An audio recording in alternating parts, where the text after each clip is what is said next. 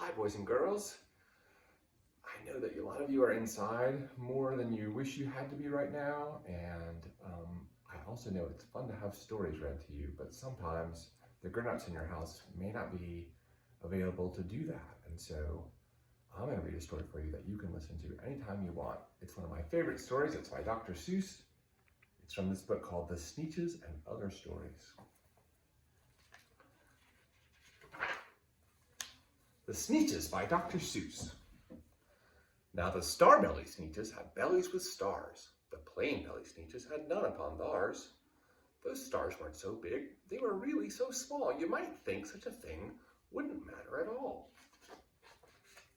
But because they had stars, all the star-belly Sneetches would brag, "We're the best kind of Sneetch on the beaches."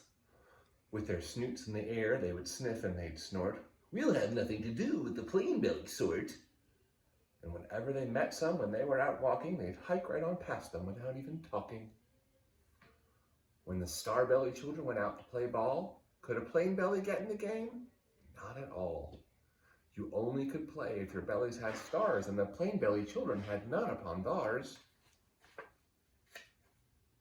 When the star-belly Sneetches had Frankfurter roasts, or picnics, or parties, or marshmallow toasts, they never invited the plain belly Sneetches. They left them out cold in the dark of the beaches. They kept them away, never let them come near, and that's how they treated them year after year.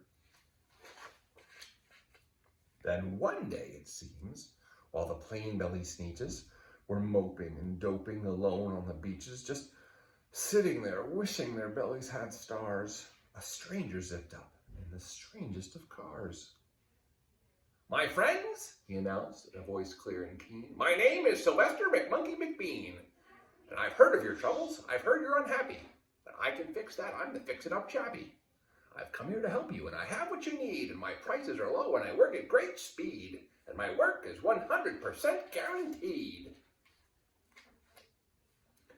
Then quickly, Sylvester McMonkey McBean put together a very peculiar machine. And he said, "You want stars like a star-belly Sneetch? My friends, you can have them for $3 each. Just pay me your money and hop right aboard."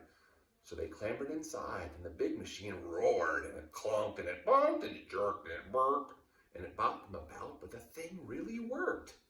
When the plain-belly Sneetches popped out, they had stars. They actually did. They had stars upon theirs. Then they yelled at the ones who had stars at the start, "We're exactly like you. You can't tell us apart. We're all just the same now, you snooty old smarties. Now we can go to your Frankfurter parties." "Good grief," groaned the ones who had stars at the first. "We're still the best Sneetches, and they're the worst. But now how in the world will we know," they all frowned, "if which kind is what or the other way around?" Then came McBean with a very sly wink, and he said, "Things are not quite as bad as you think. So you don't know who's who, that is perfectly true, but come with me, friends. Do you know what I'll do? I'll make you again the best Sneetches on beaches, and all it will cost you is $10 eaches." "Belly stars are no longer in style," said McBean.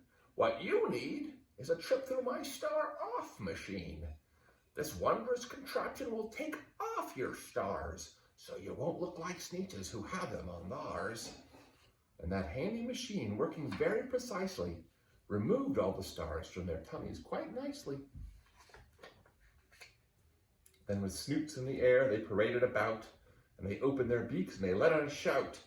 "We know who is who, now there isn't a doubt. The best kind of Sneetches are Sneetches without."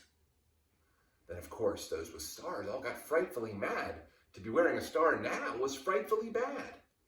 Then, of course, old Sylvester McMonkey McBean invited them into his star-off machine. And, of course, from then on, as you probably guessed, things really got into a horrible mess. All the rest of that day on those wild, screaming beaches, the fix-it-up chappie kept fixing up Sneetches. Off again, on again, in again, out again.